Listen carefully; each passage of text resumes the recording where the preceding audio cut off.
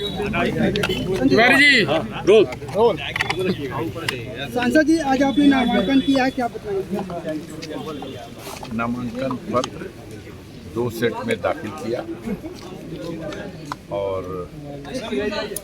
बाकी आप पूछना जो चाहें पूछ लीजिए। सर, नुसरत ने भी बताते हैं कि भारत निर्वाचन आयोग के नियमों में ये प्राविधान है कि एक कैंडिडेट के होते हुए कोई सब्स्टिट्यूट कैंडिडेट भी नामांकन दाखिल कर सकता है। तो समाजवादी पार्टी ने एबी फॉर्म 2 इशू किए। एक एबी फॉर्म अफजल अंसारी के नाम से और उसके सब्स्टिट्यूट कैंडिडेट की हैसियत से दूसरा एबी फॉर्म नुसरत अंसारी के नाम से। दोनों फॉर्म दाखिल कर दिए गए।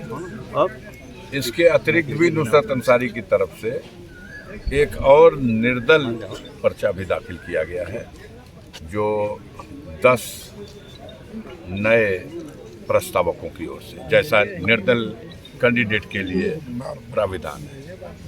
सांसद जी, आज चौथे चरण का चुनाव हो रहा है, उसको लेकर अब चौथे चरण आज बहुत कुछ तस्वीर साफ हो जाएगी। साफ तो हो गई थी तीसरे चरण में ही, अब ये साफ हो जाएगी। अब तो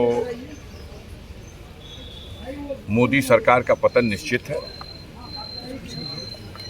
जितना कूद सकते थे, उछल सकते थे, उन्होंने कोशिश की, लेकिन जनता ने मन बना लिया है इस बार दिल्ली की सरकार को बदलने का, और निश्चित रूप से इंडिया गठबंधन के नेतृत्व में केंद्र में सरकार बनने जा रही है।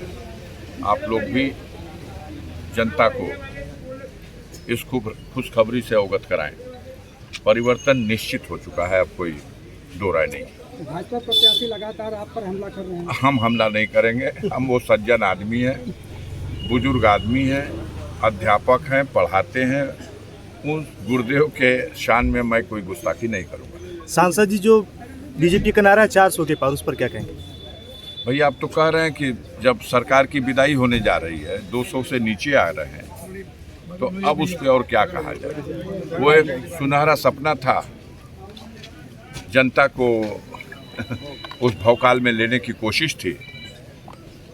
इस बार इंडिया गठबंधन, न सिर्फ इंडिया गठबंधन बल्कि आम जनता खुद ये चुनाव लड़ने लगी। और जब आम जनता चुनाव लड़ने लगती है तो जब कोई बुलंदी से गिरना शुरू होता है तो नीचे आने के बाद स्पीड और गिरने वाली बढ़ जाती है, ऊपर जाता है। वही दशा बन गई है। हर राउंड में बुरा हाल होता जाता है। बीजेपी कह रही कि हमने इतना विकास किया कि विपक्ष घबरा गया। घबरा तो गया। अब इस बार चौथे राउंड की वोटिंग चल रही है। उत्तर प्रदेश में 13 सीटें हैं। 13 में 13 सीट जीत गई थी बीजेपी। इस बार क्या हो रहा है उन्नाव में। इस बार क्या हालत है सीतापुर में, लखीमपुर में, इटावा में, कन्नौज में, बड़े अंतर से बुरी तरह से हार रही है। आधी सीटें भी 13 में नहीं निकल पाएगी। सांसद जी, 10 सालों में पहली बार मोदी जी ने अडानी अंबानी का नाम लिया और कहा टेम्पू भर भर के पैसा कांग्रेस को बांटा जाए। बाप रे बाप, यह तो आप लोग देखिए और देश की जनता को बताइए कि आज तक 10 साल में तो ये देखा गया कि मोदी सरकार की कृपा से अडानी जी और अंबानी जी फलते फूलते रहे, भले आम जनता की बगिया सूख गई, सूखा पड़ गया, लेकिन इनकी बगिया में हरियाली बनी रही।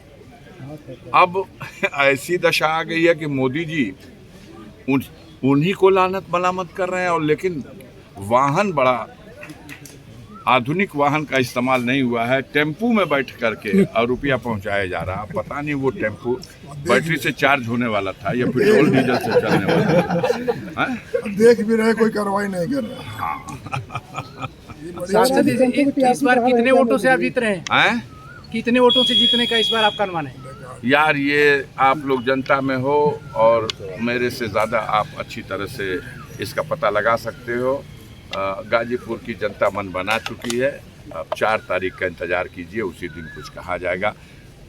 अलग अलग तरह संदेश देना चाहेंगे? जी राहुल गांधी कह रहे हैं कि 50 सीट उत्तर प्रदेश में आ रही है इस बार। अब देखिए, कहा ना कि ऊपर बुलंदी से जब कोई चीज़ नीचे की तरफ ढेंगल जाती है तो ऊपर से तो थोड़ा धीरे धीरे गिरती हुई आती है, लेकिन जैसे जैसे वो नीचे की तरफ बढ़ती जाती है उसकी गिरने की रफ्तार और तेज होती चलती है। तो कुछ भी हो सकता है। सांसद जी, इस बार जो चुनाव होगा किस मुद्दे पर चुनाव होगा? नहीं है। इस बार जो चुनाव होगा किस मुद्दे पर चुनाव होगा? अरे भैया, जब जनता खुद मुद्दा बना ले, बेरोजगारी है, भ्रष्टाचार है, कमर तोड़ महंगाई है, वादा खिलाफी है, हवाई चप्पल वालों को हवाई जहाज में उड़ाएंगे, सपना दिखाया हवाई जहाज में उड़ाने का, हवाई जहाज बेच दिया, हवाई अड्डा बेच दिया, रेल की पटरी, रेल का स्टेशन और रेलवे भारत सरकार की और उस पर प्राइवेट लोगों की ट्रेनें चल रही हैं। कहाँ पहुंचा दिया आपने मुल्क को, ऐसी जगह ले आकर खड़ा कर दिया कि अब कंगालों की स्थिति बन गई है। जनता जग गई है, देश को मुक्ति मिलने जा रही है और ये हिंदुस्तान जो एक अपनी पहचान थी गंगा जमुनी तहजीब के लिए पूरे देश में, पूरी दुनिया में, यहाँ संविधान में हर वर्ग, हर जाति के, हर समाज के लोगों के लिए जो उनके भविष्य को और वर्तमान को सुरक्षित रखने का प्रबंध था, लोगों को बड़ी आशा थी। सरकारें तो दिल्ली में कितने बार बनी, 17 बार लोकसभा का चुनाव हो चुका है। केजरीवाल जी ये कह रहे हैं कि इस बार जो चुनाव हो रहा है उसमें मोदी जी अमित शाह के लिए वोट मांग रहे हैं।